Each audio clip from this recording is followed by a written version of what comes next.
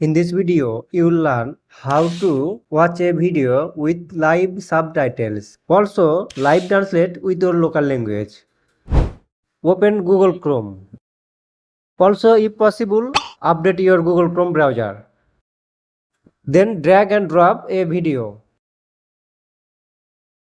Then go here and turn this on.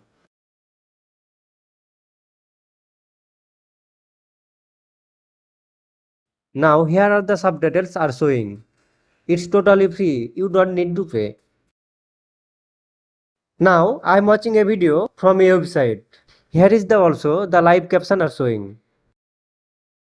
Now if you want to translate it with your local language, again go here and turn this on. Then select your local language. Then again play the video. Then you will be able to watch any video with your local language.